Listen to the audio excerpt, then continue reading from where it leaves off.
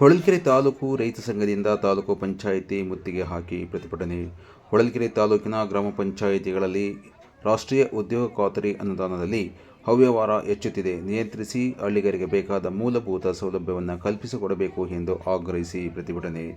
ಹೊಳಲ್ಕೆರೆ ತಾಲೂಕಿನಾದ್ಯಂತ ಸುಮಾರು ಕೋಟ್ಯಾಂತರ ರೂಪಾಯಿ ಎನ್ಆರ್ಇಜಿ ಕಾಮಗಾರಿ ಕೈಗೊಂಡಿದ್ದರೂ ಹಳ್ಳಿಗರಿಗೆ ಬೇಕಾದ ಮೂಲಭೂತ ಸೌಲಭ್ಯ ಕಲ್ಪಿಸಿಕೊಡುವಲ್ಲಿ ಪಿಡಿಒಗಳು ತಾರತಮ್ಯ ಮಾಡುತ್ತಿದ್ದಾರೆ ಎಂದು ಆರೋಪಿಸಿ ರಾಜ್ಯ ರೈತ ಸಂಘದ ಕಾರ್ಯಕರ್ತರು ತಾಲೂಕು ಪಂಚಾಯಿತಿ ಮುತ್ತಿಗೆ ಹಾಕಿ ಪ್ರತಿಭಟನೆ ನಡೆಸಿದ ಘಟನೆ ಸಂಭವಿಸಿತು. ಹೊಳಲ್ಕೆರೆ ತಾಲೂಕಿನ ತುಪ್ಪದಹಳ್ಳಿ ಗ್ರಾಮ ಪಂಚಾಯಿತಿ ವ್ಯಾಪ್ತಿಯಲ್ಲಿ ರೈತರಿಗೆ ಯಾವುದೇ ರೀತಿ ಸೌಲಭ್ಯಗಳು ಸಿಕ್ಕುತ್ತಿಲ್ಲ. ಹೊಲಗಳಿಗೆ ಹೋಗಲು ಬೇಕಾದ ರಸ್ತೆಗಳನ್ನು ನಿರ್ಮಾಣ ಮಾಡಿಕೊಡುವಂತೆ ಹಲವಾರು ವರ್ಷಗಳಿಂದ ಬೇಡಿಕೆ ಸಲ್ಲಿಸಿದ್ದರೂ ಇಲ್ಲಿನ ಗ್ರಾಮ ಅಭಿವೃದ್ಧಿ ಅಧಿಕಾರಿಗಳು ನಿರ್ಲಕ್ಷ್ಯ ಮಾಡಿದ್ದಾರೆ.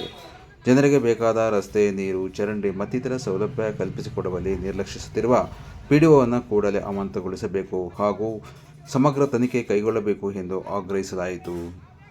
ಇದೇ ಸಮಯದಲ್ಲಿ ರೈತ ಸಂಘದ ಕಾರ್ಯದರ್ಶಿಯಾದ ಚೇತನ್ ಸೇರಿದಂತೆ ಹಲವಾರು ರೈತ ಮುಖಂಡರು ಪಾಲ್ಗೊಂಡಿದ್ದರು. ತಾಲೂಕು ಪಂಚಾಯಿತಿ ಏನಾದರೂ ನಿರ್ಧಾರ ಮಾಡಿದರೆ ನಮಗೆ ಅದ್ರ ಏನು ಅಬ್ಜೆಕ್ಷನ್ ಏನಿಲ್ಲ, ನಾವು ಮುಂದಿನ ಹಂತಕ್ಕೆ ಹೋಗ್ತೀವಿ. ನಾವು ಪ್ರತಿ ವರ್ಷ ರಸ್ತೆ ಬೇಕು ಅಂತ ಕೇಳಿದರೆ ನೀವು ಯಾಕೆ ರಸ್ತೆ ಕೊಡೋದಿಲ್ಲ? ಆಮೇಲೆ ಆ ಪಂಚಾಯಿತಿ ಅಭಿವೃದ್ಧಿ ಅಧಿಕಾರಿನ ಒಂದೇ ಊರಿಗೆ ಅರ್ಧ ಕೋಟಿಗೆ ಹೆಚ್ಚು ಅನುದಾನ ಹೋಗುತ್ತೆ ಅನ್ನೋದಾದರೆ ನಮ್ಮ ಊರಿನಲ್ಲಿರ್ತಕ್ಕಂಥ ಉದ್ಯೋಗ ಖಾತ್ರಿಯ ಕಾರ್ಡುಗಳೇನಿದೆ ಅದಕ್ಕೆ ಅನುಸಾರವಾಗಿ ಹಣ ಬಿಡುಗಡೆ ಮಾಡಬೇಕು ಅನ್ನೋದಾದರೆ ಅದಕ್ಕೆ ಅಪ್ರೂವಲ್ ಕೊಡಬೇಕಾದ್ರೆ ಎಕ್ಸಿಕ್ಯೂಟಿವ್ ಆಫೀಸರ್ ಯಾಕೆ ಆ ಕ್ರಮ ಕೈಗೊಳ್ಳಲ್ಲ? ಅದನ್ನು ಯಾಕೆ ಅನುಪಾತವನ್ನು ಅನುಸರಿಸೋಕ್ಕಾಗೋದಿಲ್ಲ?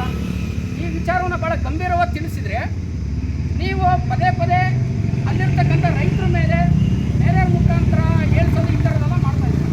ಹಾಗಾಗಿ ನಾವು ಹೇಳೋದು, ಅಲ್ಲಿ ಅಧ್ಯಕ್ಷ ಮತ್ತು ಅವ್ರೂರಿಗೆ 1 ಕೋಟಿ ಅನುದಾನ ಹೋಗೋದೇ ಆದರೆ ನಮ್ಮೂರಿನ ತೆರಿಗೆಗಳನ್ನು ನಾವೇ ಕಟ್ಟಬೇಕಾಗಾದ್ರೆ ಯಾರೋ ಒಬ್ಬ ಸದಸ್ಯನಿಗೆ ಅಷ್ಟೊಂದು ಕೋಟಿ ಅನುದಾನವನ್ನು ಅಧಿಕಾರಿಗಳು ಸಂಬಂಧಿಕರಿಗೆ ಮನೆಗೆ ಅಷ್ಟೊಂದು ಕೋಟಿ ಅನುದಾನ ಹೋಗುತ್ತೆ ಅನ್ನೋದಾದರೆ ಹಾಗಾದ್ರೆ ನಮ್ಮೂರಿಗೆ ನಾವ್ಯಾಕೆ ತೆರಿಗೆಯನ್ನು ಕಟ್ಟಬೇಕು? ನಾವ್ಯಾಕೆ ನೀರಿಗೆ ಕಂದಾಯ ಕಟ್ಟಬೇಕು? ನಾವ್ಯಾಕೆ ಮನೆಗಂದಾಯ ಕಟ್ಟಬೇಕು? ಹಾಗಾಗಿ ನಾವು ಕೇಳೋದು, ಸೂಕ್ತ ಫಸ್ಟ್ ತನಿಖೆ ಮಾಡಿರಿ. ಈಗ ಏನು ಕ್ರಿಯಾ ಯೋಜನೆ ತಯಾರಿಸಿದ್ರ ಅವು ಹಿಂದಿನ ಕ್ರಿಯಾ ಯೋಜನೆಗೆ ಈಗೂ 2-3 ಪಟ್ಟು ಆಗಿದೆ ಅಂತೇಳಿ ಆರೋಪಗಳು ಕೂಡ ಇದಾವಲ್ಲಿ. ಹಾಗಾಗಿ ಪಂಚಾಯಿತಿ ಅಭಿವೃದ್ಧಿ ಅಧಿಕಾರಿನ ದಯವಿಟ್ಟು ವರ್ಗಾವಣೆ ಮಾಡಬೇಕು.